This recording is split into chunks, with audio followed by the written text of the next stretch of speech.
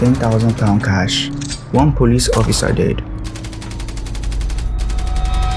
6 months later, execution by firing squad. His name was Dr. Oyenusi, and this is how a boy from Ondo became Lagos' most wanted criminal.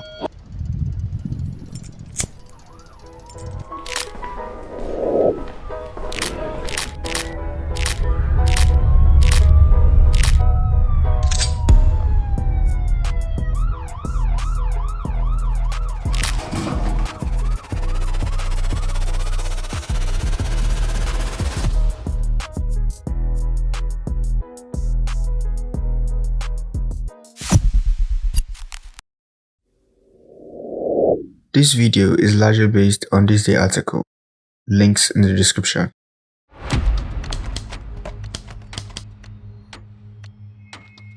Ishola Oyenusi, born in a small town in Okitipupa, Ondo State. Life was tough. His parents were poor and couldn't afford to sponsor his education. Nigeria had just gained independence, and everyone was chasing money, fast money. He wasn't a doctor. He never went to medical school. But somewhere along the line, people started calling him doctor. And by the time you find out why, you will understand the man he became. Oyenusi did not start with WAHUM. He started small, street robberies, pickpocketing. But he was different. He was smart, organized. He never walked alone. He built a gang, trained them, planned every move. The police had nothing on him yet. By 1970, Lagos was terrified. Armed robberies was everywhere, and one name kept coming up in whispers.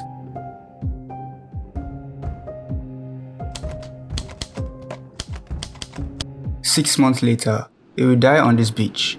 But today, Ishola, Dr. Oyenusi had a job to do. March 27, 1971, WAHUM factory, Ikeja, £10,000 or $150,000 in cash. Oyenusi did not rush in. He watched for weeks. He knew the payday. He knew the guards. He knew the route the money truck took.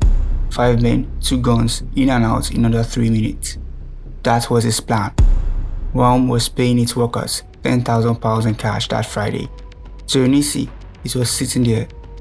£10,000 in 1971 equals 24,000 back then, or 1.5 million in today's economic value.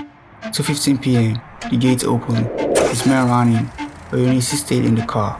He was a doctor. He planned, he didn't get dirty. The guards resisted.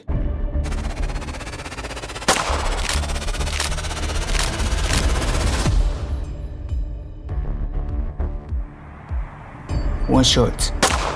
One police officer dead. They took £10,000. They were gone in 2 minutes 40 seconds. $150,000 gone. And one man was about to make the biggest mistake. He didn't run. He robbed again. Joseph Itoto Ogondo, a police inspector part of the crack team that eventually arrested the notorious robber, Dr. Ishola Oyenusi. The Nigerian army called it a pattern.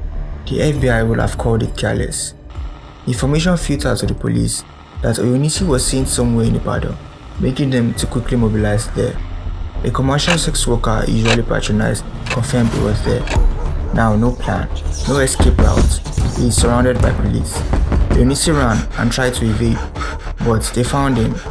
No shootout, no movie ending. Cornered in an alley, it was over.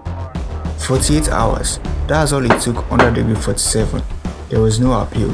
Guilty of armed robbery, sentenced to death by firing squad. The government wanted to send a clear message to all Nigerians. Steal $150,000 and you die in public. Thousands of people showed up, some to cheer. Most came because they were told to, tied to a stake. This was no longer about money. This was about control.